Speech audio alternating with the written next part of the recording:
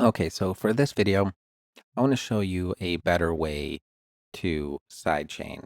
It's what I call dynamic sidechaining or dynamic EQ sidechaining. You've probably seen other people mention it, but I want to show you a couple, I want to show you one way to do it on Ableton that you might not have seen before.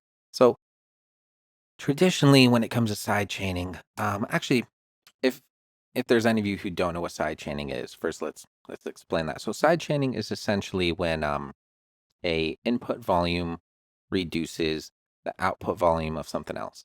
So a good example would be like the input volume of a kick can have the output volume of a bass guitar muted. So kicks and bass guitars, oftentimes they occupy the same sound kind of spectrum. They're both on the low end. So what you can do is kicks are really, really short, and you can program it so that I'm talking milliseconds, because that's about how long a kick is. So for a few milliseconds, it'll mute the bass guitar seamlessly. So that way the kick can punch right through. And then as soon as the kick's gone, the kick comes back. I mean, as soon as the kick is gone, the bass guitar comes back. And to that average listener, it sounds really good. And they don't even notice the effect is there usually until it is taken away. So it's just a clever way producers do things in order to make sure that everything comes through, everything's nice and tight in the mix, and that nothing is muddy. So I'll show you, for example, traditionally, when it comes to side chaining, usually would look something like this. So for this example, you will need Ableton Live Suite. So that is, I think that is the highest version, because you will need these Max for Live kind of add-ons. Without it, it's not going to work. So anyway, okay, where do we start? Okay, so you can go ahead and add a envelope follower here. I already did, and then you link it from here to here. So this is the kick right here. You go ahead and you link this to the volume here. And what it will do is every time the kick comes in, will automatically duck the volume and create kind of like a pumping effect. So this is kind of how it's traditionally done. I'll go ahead and solo these two just to show you.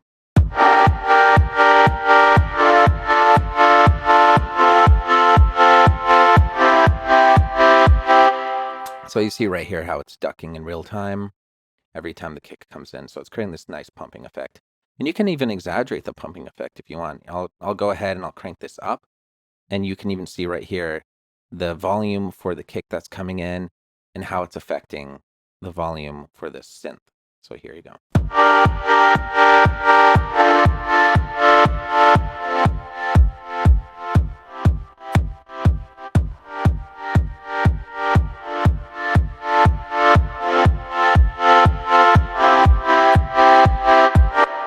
So you can kind of tweak it how you want, depending on what type of like groove you're going for.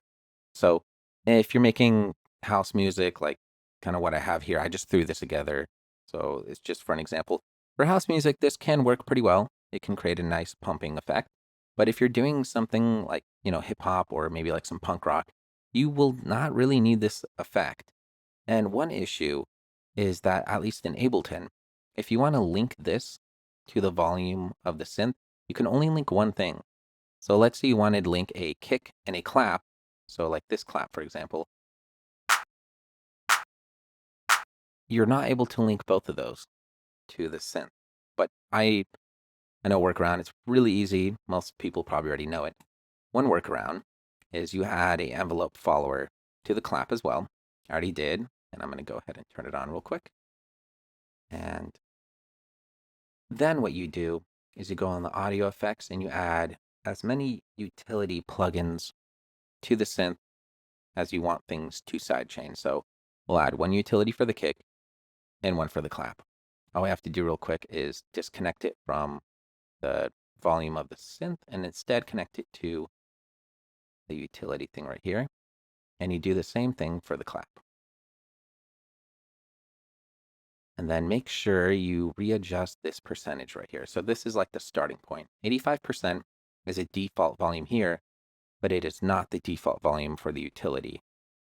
So you're going to have to change that to 50%, because see how this one's already set. If we go to the clap, see that one's 50%, and that would explain that. So just something to keep in mind we'll go ahead and fix that. And now when we play them, you'll see that you can have a kick, snare, and you can add tons, like as much as your PC can handle. So you can have a utility for kick, snare, hi-hat, and it can sidechain all of them at the same time. So here's what it sounds like.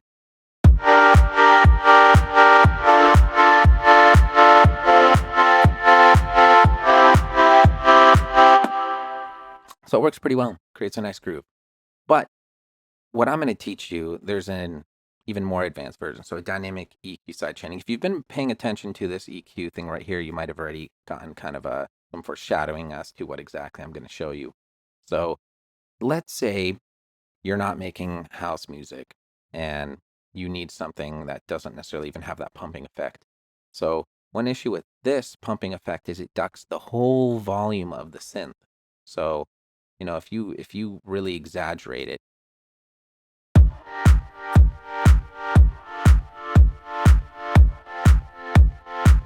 you know, it's ducking the volume a lot.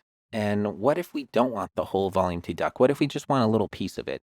So what I'm going to show you here, we're going to remove these real quick. Utilities, and I'm going to show you how to create a better sidechain using the EQ. So what we can do instead is we figure out, you have to kind of have a musical ear for this. There really isn't like a objective rule to figure this out. So what you do is you solo the kick, and then there's even an additional solo feature inside the EQ. And what you do is you would go ahead and lift this up as high as you can. That way you can bring out the volume of a certain piece, and you just kind of comb over it and you figure out where exactly is the meat of the kick. So we're going to go ahead and do it real quick.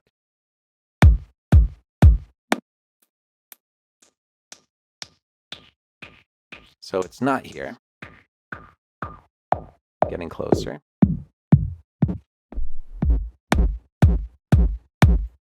It's not there either. A lot of people would think it is because sub bass. But what I already did here, and you might want to do this for every mix, is right here where number 1 is. It is already cutting all the sub bass out. When it comes to sub bass, you don't want things clashing with it. You only want one sub bass coming through, and you want it to punch. And so if we go ahead and play this real quick, you'll see one here. I'll go ahead and bring that down to its regular value. Okay. So if we bring this back up to its normal value, you'll see how there are frequencies in the sub area, and we don't want those. It just, there's a few exceptions. There always is exceptions, but generally always cut them out. So the frequencies right here, we don't need those. Just cut those out. Those are reserved for sub.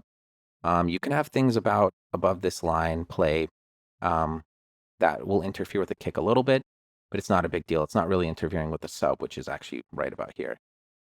So anyway, back to this. So we find where the sweet spot is on the kick, where the meat of it is.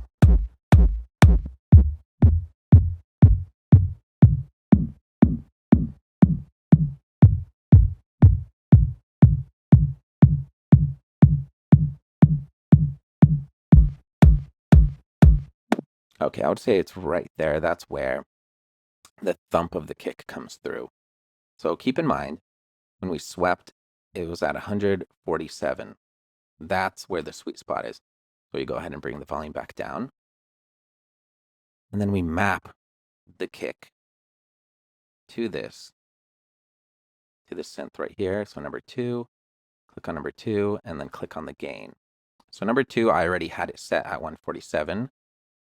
So right here, that's where the sweet spot was for the kick.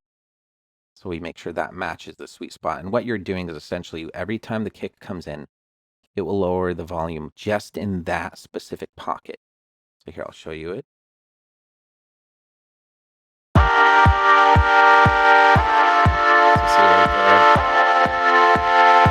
So see, you see it working in real time. As soon as a kick here, it's a little exaggerated. I'll turn that back down. So here, you can get a better idea. Here you go.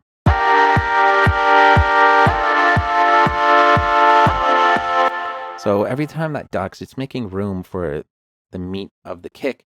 And that way, nothing else is interfering with it. It's creating a very clean effect. Now, for house music, you don't necessarily need this, as I've mentioned before, but for other genres, this is actually very, very useful. So we can go ahead and do it for the clap as well. All we have to do is figure out where the sweet spot is for the clap. I already figured it out. It's at 899. And we use the envelope follower and map it to number 3, which is already at 899. And that way, every time the clap comes in, I'll go ahead and activate it. You'll see it duck right here too. And so that way, the synth can play and the whole thing doesn't need to be ducked. It can just duck a certain piece of it. And your ears don't even notice it. It happens so seamlessly. All of a sudden you notice that the clap and the kick come out clear, but you don't really notice that the synth has been messed with because this happens so quick. Your ears don't really notice what's exactly going on behind the scene. All they know is that it just sounds better. Things are coming through better and they just punch.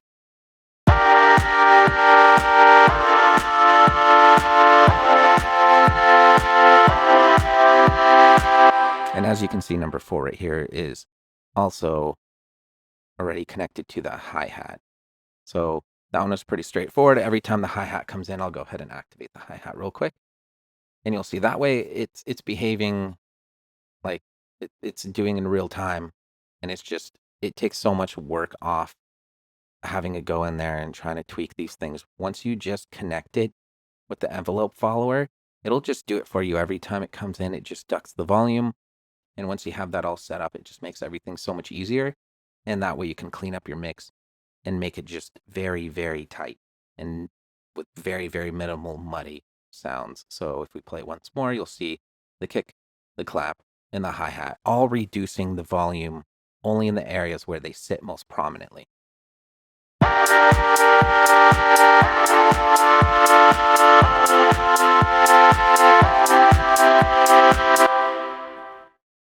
And yeah, feel free to just use this technique. So if you don't have the budget to afford all the fancy plugins like FabFilter or other things by Isotope, that's okay. I mean, save up and eventually get them because they are worth it. But if you can't, in the meantime, just feel free to use what Ableton has. It works pretty well. You can have up to 8 parameters added, and that gives you a good amount of flexibility. And then also you can even like group tracks and, I'll show you that in a later video. But I hope this helps. That way, when you're trying to just create a bunch of, like, let's say you have a really nice drum pattern going on and it's kind of muddying up the mix, just feel free to use this technique and it should fix it no problem. You can even use it if you have multiple synths layered. So if you have one synth that has more high end, just feel free to go in here and side chain it to another synth that is clashing with, and give one synth more of the high end and one more of the low end, and it should help fix everything and make it all sound like it's just like one homogeneous track. But yeah, that's basically it for now. I'll have more tutorials coming out soon. I just felt like sharing this to anybody who's struggling trying to clean up their mix. If you like this video, yeah, feel free to subscribe, drop a like, or if, I didn't do as good of a job explaining, you can always comment and I'll try my best to get to it and fix whatever problem you're having. But yeah, just thanks for watching.